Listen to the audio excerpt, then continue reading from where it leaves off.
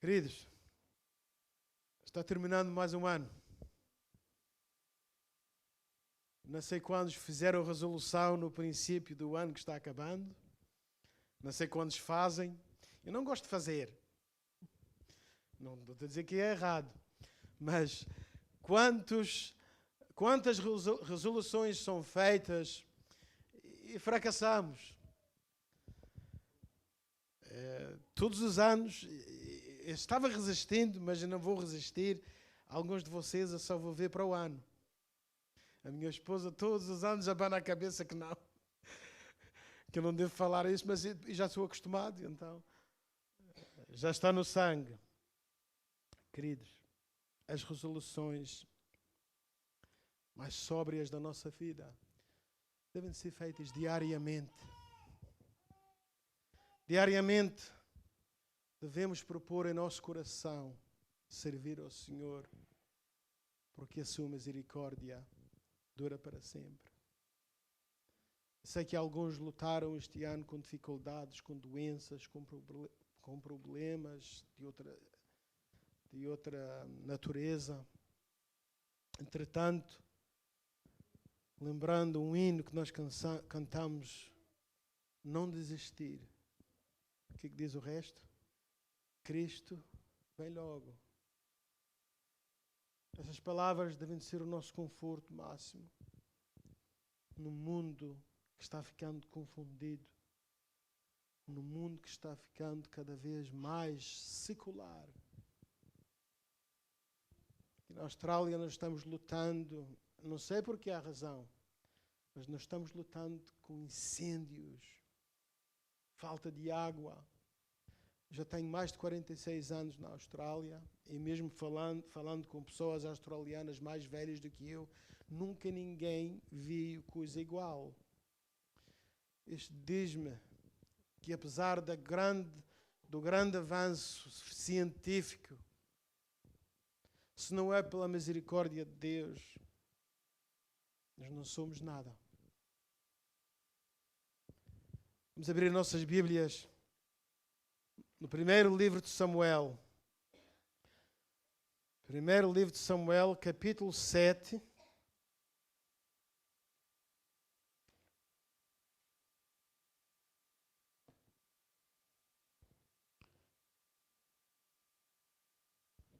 Primeiro livro de Samuel, no capítulo 7, e só vou dar o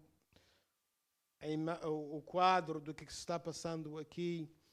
Houve um período no tempo de Eli, o sacerdote Eli, que a arca do Senhor foi tomada pelos filisteus.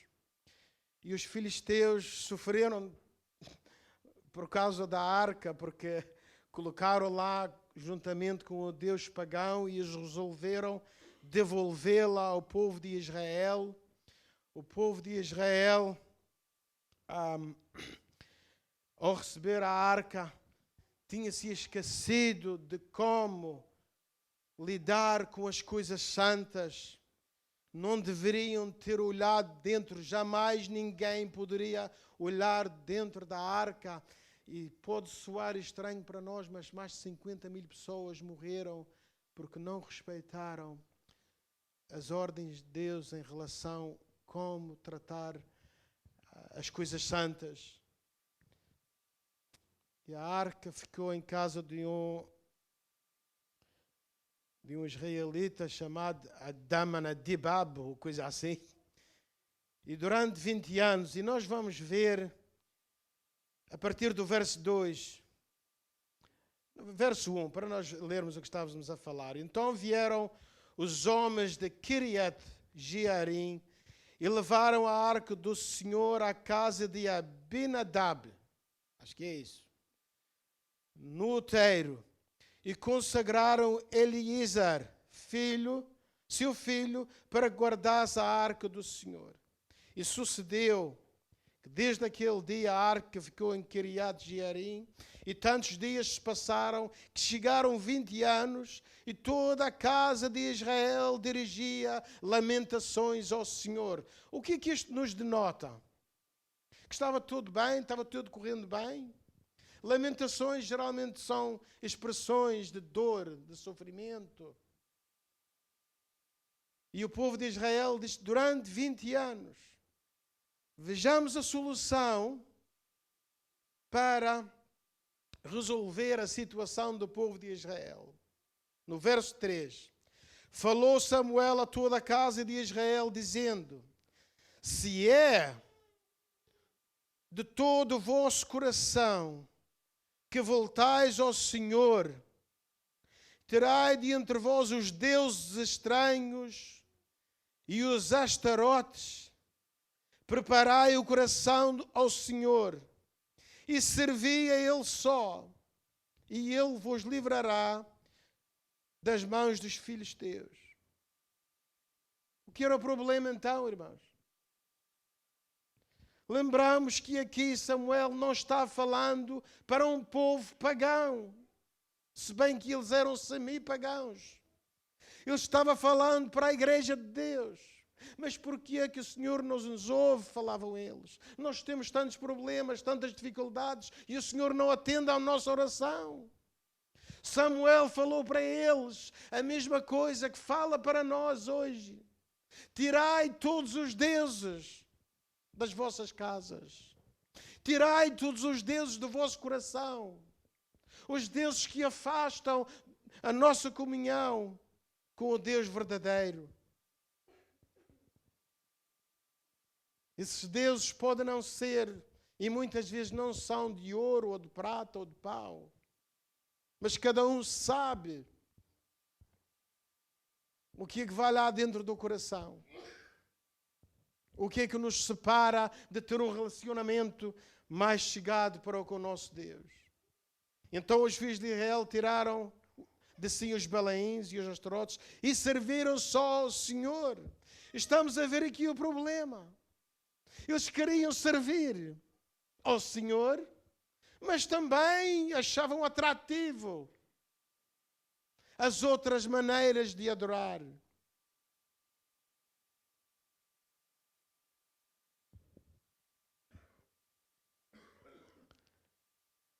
Consagraram-se ao Senhor e vamos seguir a leitura. We're reading chapter 7 of 1 Samuel. No verso 8, então disseram os filhos de Israel a Samuel, não cesses de clamar ao Senhor nosso Deus por nós, para que nos livre da mão dos filisteus. Tomou, pois, Samuel um cordeiro que mamava e o sacrificou em holocausto ao Senhor. Clamou Samuel ao Senhor por Israel e o Senhor lhe respondeu. Quando Samuel oferecia holocausto, os filisteus chegaram à peleja contra Israel, mas trovejou o Senhor aquele dia com grande estampido sobre os filisteus e os aterrou de tal modo que foram derrotados diante dos filhos de Israel. Queridos, quando nós realmente decidimos ter um relacionamento com Deus, Deus vai agir em nossas vidas. E não estou dizendo que os problemas vão todos embora, mas que Deus nos vai dar força para enfrentar os problemas, isso é certo, isso é a base bíblica. Mas tem que haver uma decisão. O Evangelho é um Evangelho de graça. Nada do que nós possamos fazer, nem que possamos guardar, consigamos guardar a lei inteira, isso não nos dá acesso à vida eterna. Entretanto, se o nosso coração está dividido, é porque Deus, apesar de nossa obediência não contar para a nossa salvação, Deus requer obediência. E isso torna... É difícil de passar isso para a geração corrente.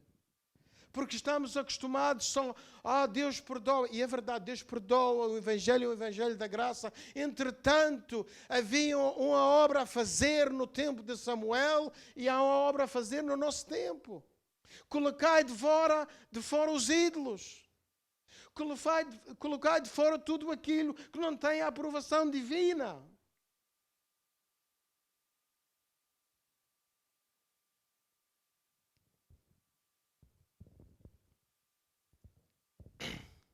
1 Samuel 7:12.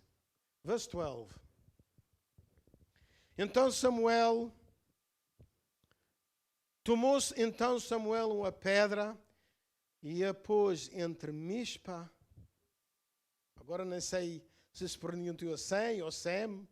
Ele chamou Ebenezer e disse: até aqui nos ajudou o Senhor.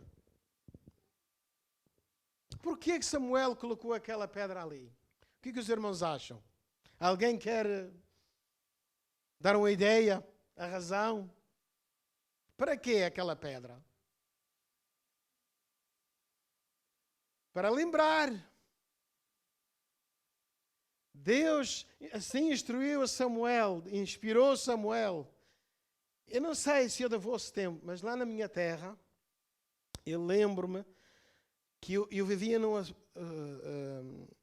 num ambiente semi-rural e pessoas tinham uma porção grande de terreno e aquilo era tudo medido e sabem como que era conhecido onde era a fronteira, aqui é meu, aqui é seu. Era uma pedra. Essa pedra servia de sinal para lembrar que é teu, aí é vosso.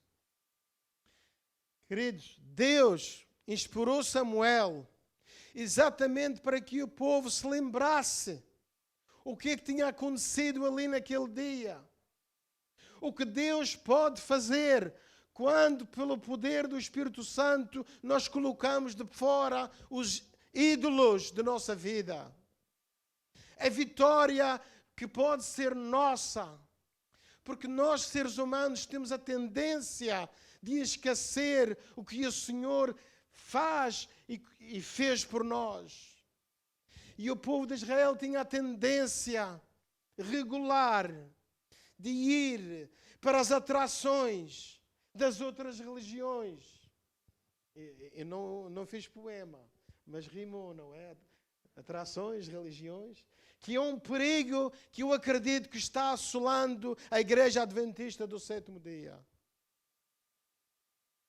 É evidente que as atrações de outras culturas estão fazendo parte da nossa vida como adventistas do sétimo dia. E era importante que nós, como cristãos do século XXI, colocássemos uma pedra, uma memória em nossas vidas de bênçãos que o Senhor nos tem outorgado, de situações que só Deus pode resolver e resolveu em nossas vidas. Eu sei que muitos estão passando dificuldades e por vezes pode parecer que Deus não ouve nossa oração, que Deus não se interessa. Mas não é assim que a Bíblia nos ensina. A Bíblia nos ensina que às vezes nós temos que negar nossos sentimentos de sofrimento, de dor e olhar para alguém que é mais alto do que nós. Olhar para Cristo vai nos iluminar o caminho que para nós parece trevas. Olhar para Cristo vai fazer com que Deus nos conforte e nos dê esperança e nos dê a direção no meio da tempestade. Vamos abrir em Salmos 103 para ver alguns exemplos do que nós estamos a falar. Já ver que a hora não se avance muito. Salmos 103. Algumas razões, algumas pedras, alguns memoriais que nós podemos nos lembrar em nossas vidas, em momentos de dificuldade, em momentos de sofrimento, em momentos em que parece que não haver solução, para que o Senhor nos conforte. Bem diz no verso 1 do Salmo 103, Psalm 103, bendiz a minha alma ao Senhor, e a tudo que há em mim bendiga o seu santo nome. Bendiz a minha alma ao Senhor, e não te esqueças de nenhum só dos seus benefícios. É Ele quem perdoa todas as nossas iniquidades, quem sara todas as tuas enfermidades, aquele que redime a tua vida e coroa de graças e misericórdia. Queridos, às vezes, como eu falei nos momentos de dificuldade, nós precisamos lembrar para pedras, por marcas como estas, para nos lembrarmos que as misericórdias do Senhor são eternas. Vamos lá ver alguns, no 107, Salmo 107, alguns versos aí também. Salmo 107. Rendei graças ao Senhor, porque a sua misericórdia dura quanto tempo? Para sempre. Digam-no os remidos do Senhor, os que Ele resgatou da mão do inimigo, e os congregou entre terras do Oriente e do Ocidente, do Norte e do mar. Andaram, e aqui podemos aplicar a nossas vidas, porque andaram errantes pelo deserto, por ermos caminhos, sem achar cidade em que habitassem, famintos, sedentos. Queridos, quantas vezes nossa vida se torna um deserto,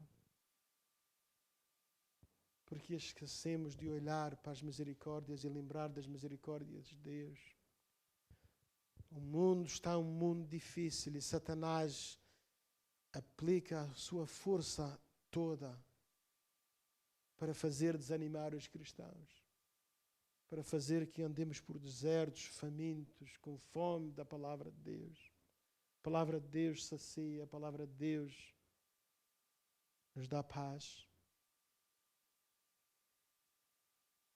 Verso 5 em diante, famintos e sedentos, desfalecia neles a alma.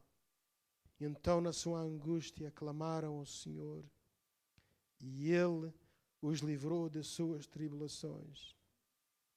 Conduzidos pelo caminho direito, para que fossem à cidade em que habitassem. Rendam graças ao Senhor por sua bondade e por suas maravilhas. Queridos, Deus nos quer levar à cidade. Cidade que Deus nos quer levar não é feita por mãos de homens, mas é nada mais, nada menos que a Nova Jerusalém. Alguns de vocês sabem, meu sogro está numa situação de saúde. No dia de Natal estava muito, muito mal. E ali para ele, a passagem de Apocalipse 21, onde Cristo promete apagar todos os olhos, toda a lágrima. Não haverá mais morte, nem clamor, nem choro, nem dor. E eu vi que isso deixou-lhe com ânimo, apesar do estado que ele está não ser nada favorável. Estas palavras de conforto que encontramos na Bíblia nos dão direção e nos encaminham para a Nova Jerusalém.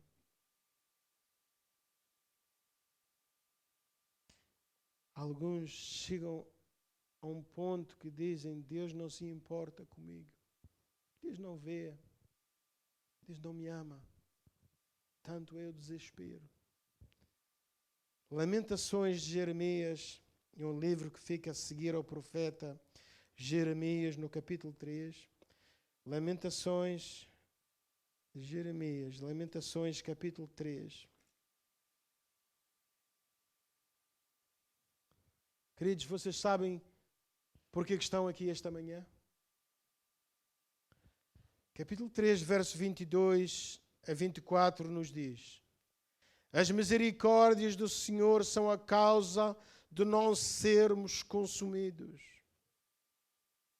porque as suas misericórdias não têm fim e renovam-se a cada manhã. Grande é a tua fidelidade. A minha porção, o Senhor, diz a minha alma, portanto esperarei nele. Jeremias, o livro chama-se Lamentações porque ele estava numa situação de desespero. Era um homem, um profeta de Deus. Deus comunicava diretamente com ele. Mas quando ele via o sofrimento que Israel estava passando por causa da desobediência, inclusive os conselhos que Jeremias tinha dado para os nobres e para o povo de Israel, mas o rei mandou lançar num poço de lama e ele não morreu lá porque alguém o tirou e Deus não queria que ele morresse, claro.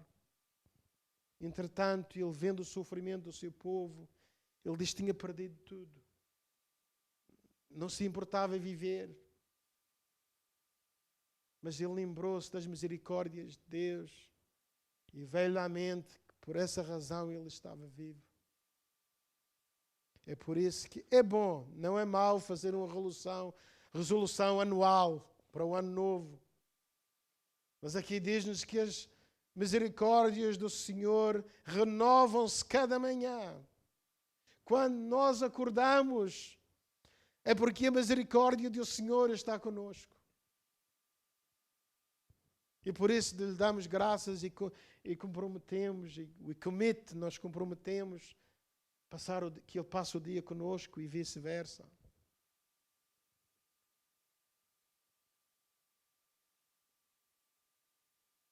Há uma coisa que é o conforto máximo dos cristãos. Não sei se é máximo para todos, mas...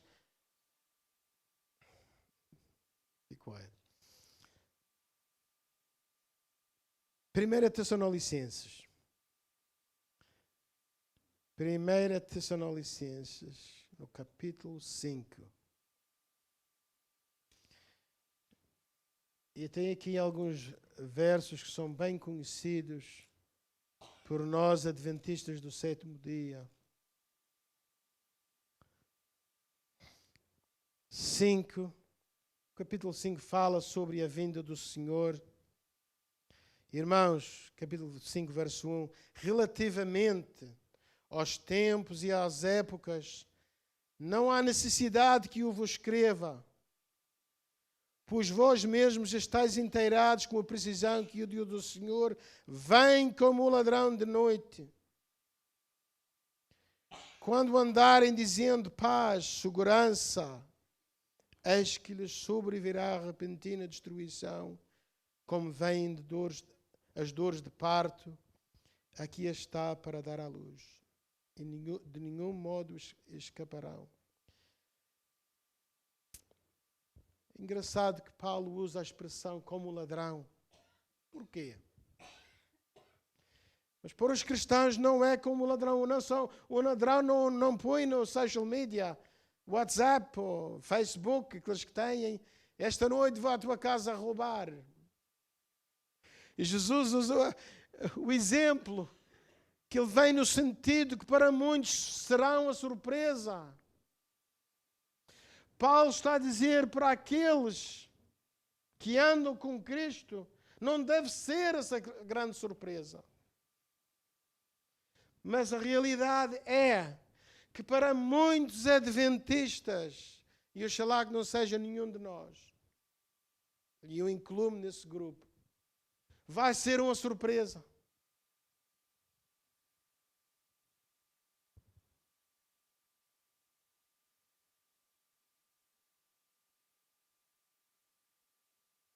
Vamos ver mais alguns versos. E Paulo nos dá o conforto. Verso 4. Mas vós, irmãos, não estáis em trevas, para que esse dia, como ladrão, vos apanhe de surpresa. Como é que nós podemos não estar em trevas, irmãos? Se não for através do estudo da palavra de Deus. Verso 5. Porquanto vós todos sois filhos da luz e filhos do dia. Nós não somos da noite, nem das trevas. Por que Paulo fala assim?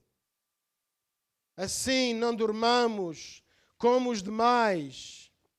Pelo contrário, vigiemos e sejamos sóbrios.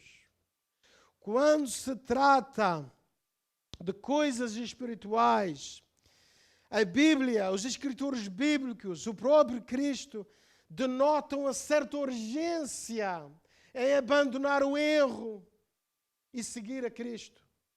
E ser iluminado por sua palavra. Não demorar. Não se agarrar às coisas que estão erradas. Não nos agarrarmos a ressentimentos que nos tiram a paz. Que nós somos experts, nós somos bem especialistas em debruçarmos com pensamentos e memórias que nos amarram o nosso progresso no relacionamento com Cristo. E talvez ao chegar, e não devemos esperar para o fim do ano, porque a Bíblia diz, não deixai que o sol se ponha sobre vossa ira. Que linda oportunidade no fim do ano, mas não só, diariamente, renovar nosso relacionamento, seja com o nosso esposo, nossa esposa, nossos filhos, familiares, amigos, algum sentimento que fomos feridos ou que ferimos alguém, colocar de parte, porque isso são embaraços, como a Bíblia assim os descreve. Vamos continuar lendo aqui mais alguns conselhos. Isto aqui, o verso 7 para mim é especial, que já perdi o meu pai e a minha mãe. Ora, os que dormem... Não é este verso. É de outra passagem, sorry. Os que dormem de noite e os que se embriagam, é de noite que se embriagam. Aqui Paulo está fazendo o contraste entre a vida da luz e a vida das trevas. Assim não dormamos, ele diz no verso 6, e vigiarmos. Os que dormem de noite, e os que se embriagam, é de noite que se embriagam. Nós, porém, somos do dia. Sejamos sóbrios, resistindo-nos da couraça da fé e do amor, e tomando como capacete a esperança da salvação. E aqui está a solução. A fé no poder salvador de Cristo. Há um hino antigo que diz que há poder no sangue de Jesus. O sangue de Cristo tem poder para nos purificar de toda a imundícia. Não há pecado que Deus não perdoe. Precisa haver um compromisso da nossa parte. Aqui, assim como houve da parte de Israel no tempo de Samuel.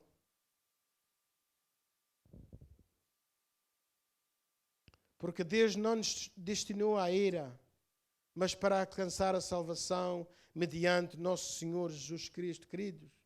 A Bíblia diz que Deus preparou um lago de fogo para Satanás e os seus anjos. Não diz que preparou um lago de fogo para o ser humano.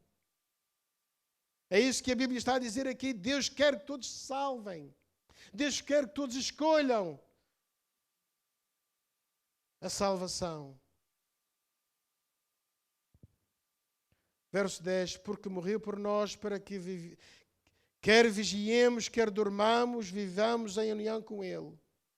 Consolai-vos uns aos outros, edificai-vos reciprocamente também, como também estás fazendo. Estas palavras, por outras palavras, Paulo está dizendo, estas palavras sobre a vinda de Cristo, que Cristo vem, e que para muitos vai ser uma surpresa, mas para nós não deve ser. Devem ser palavras de conforto em momentos de dificuldades, em momentos de escuridão. Estamos chegando à reta final da nossa curta mensagem esta manhã. Não sei se para alguns pode ser longa, mas vamos voltar ao livro dos Salmos, Salmos 16.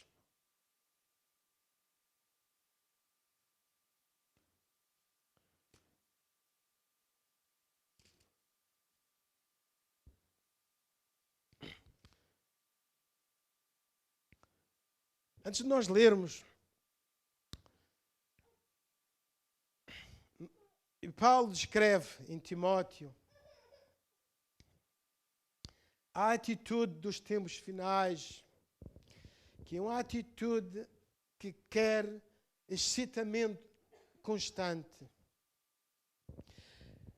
Em inglês nós chamamos isso entertainment.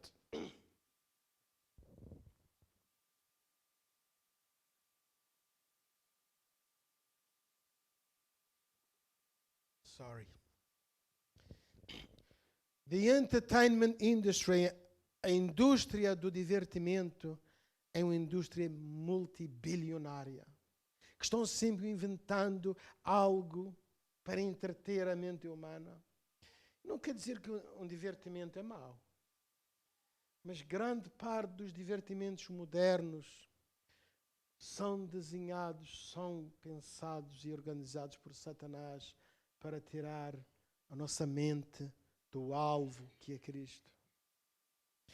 E Paulo assim descreve a atitude dos tempos em que nós vivemos, que havia uma sede constante por excitamento, por fúria, por... O povo de Israel, quando Moisés subiu ao monte para receber a lei da própria mão de Deus, eles construíram o quê? Um bezerro de ouro. Sabem o que é que Deus falou para Moisés? Desce, que o povo levantou-se para folgar. O que isso tem a ver conosco? Esse é outro sermão. Folgar não é parte do povo cristão. I need to rephrase. Folgar não deveria ser parte do povo cristão. Em 2020, quantos aqui nunca pensavam que ia chegar ao ano de 2020, irmãos?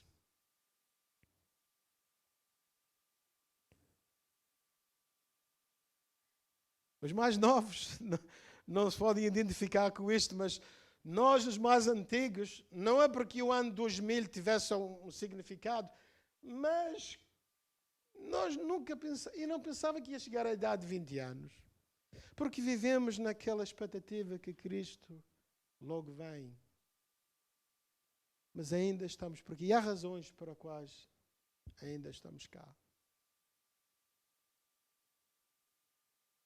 No ano 2020, parece uma coisa estranha, parece uma coisa futurística. Nós, quando eu era criança, gostava de ver os desenhos animados e no ano 2000 e não sei quantos, os carros já não são na estrada, são pelo ar. E nós estamos muito longe disso, talvez, porque já existem as ciências, já existe que não precisa ninguém dirigir ou conduzir o carro. Onde nós vamos buscar a nossa alegria no ano? Já começando hoje, que eu diria, diariamente.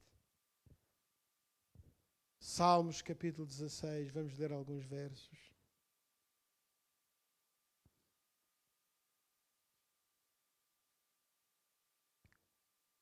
Guarda-me, ó Deus, porque em ti me refugio. Digo ao Senhor, tu és o meu Senhor. Outro bem não possuo, senão a ti somente.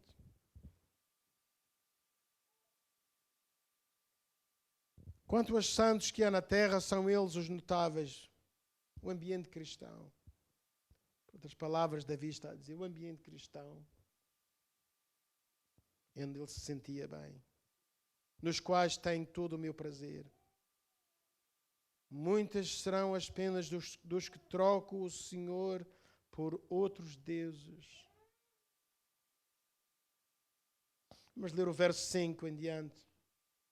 O Senhor é a porção da minha herança, o meu cálice. Tu és o arrimo da minha sorte. O arrimo, acho que é apoio, o suporte. Verso 7. Bendigo ao Senhor que me aconselha, pois até durante a noite o meu coração me ensina. O Senhor tem-o sempre à minha presença. Estando ele à minha direita, não serei abalado. Alegra-se, pois, o meu coração, e o meu espírito exulta. Até o meu corpo repousará seguro. Queridos, e não estou dizendo que já atingi. Mas quantos de nós podemos afirmar estas palavras aqui, que com a presença de Deus o meu corpo exulta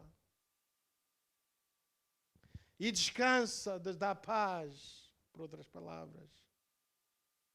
Aquietai-vos e sabei que eu sou Deus, noutra parte da Bíblia nos diz.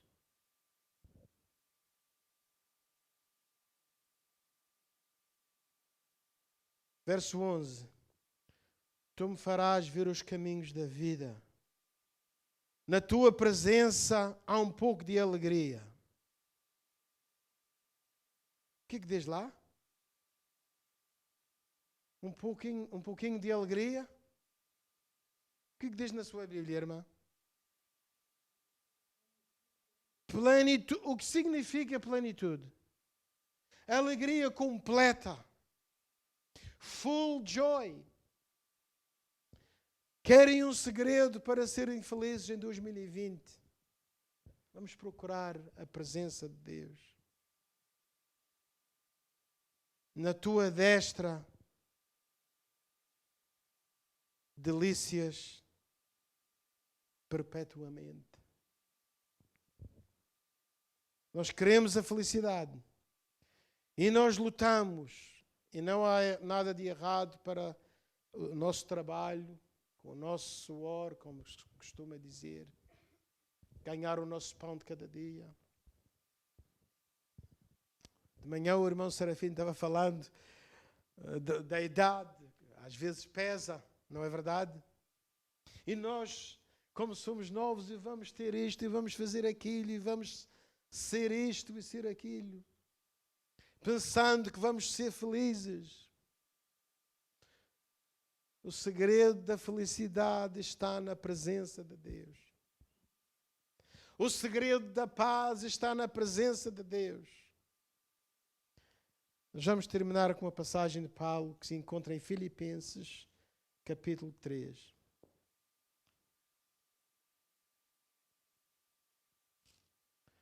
Filipenses, capítulo 3, Paulo, falando em circunstâncias que ele estava vendo que a sua vida não estava para muito, que ele foi morto em Roma.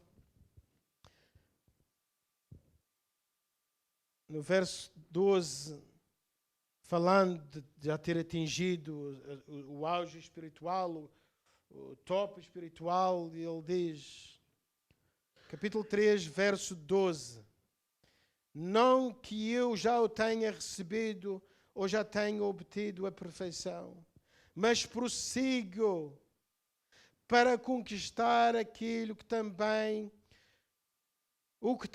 foi conquistado por Jesus Cristo. Irmãos, quanto a mim, não julgo havê-lo alcançado, mas uma coisa faço, esquecendo das coisas que para trás ficam e avançando para os que adiante de mim estão, prossigo para o alvo, para o prémio da soberana vocação de Deus em Cristo Jesus. Cristo era o alvo de Paulo. Cristo era o viver de Paulo. E Paulo assim deseja que para nós, ao lermos esta passagem hoje, no último sábado do ano 2019, possamos entender ali no capítulo 13, ele diz, no verso 7, vamos ver o que é que ele diz, mas o que para mim era lucro, isto considerei por causa de Cristo. As coisas temporais, o conforto, é importante nós lutarmos para dar conforto às nossas famílias. Mas ele perdeu tudo isso. E se nós perdermos o conforto, e se nós perdermos o nosso carro, falando para mim, se nós perdermos as nossas posses, Vamos fazer a mesma afirmação que Paulo diz: o waste é lixo, comparado com o que Cristo tem para me oferecer. Que bela oportunidade nós seguirmos o conselho de Paulo, deixar as coisas.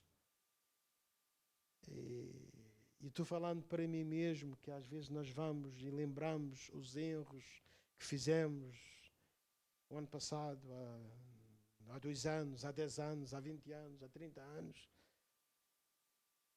que são também um modo que Satanás usa para nos prender. Deixai os ressentimentos contra familiares, contra irmãos da igreja. Vamos deixá-lo para trás. No último sábado de 2019. Vamos prosseguir para o alvo, que é Cristo. E esperamos que em breve nós possamos ver Ele regressar nas nuvens dos céus. Nós não sabemos quando é que Ele regressa. Mas oxalá que nunca seja como um ladrão, mas pelo contrário, sejam palavras de conforto, que nos dê esperança, que nos dê força e ânimo para continuar seguindo para o alvo. Que Deus nos abençoe e um ano novo feliz para todos vocês.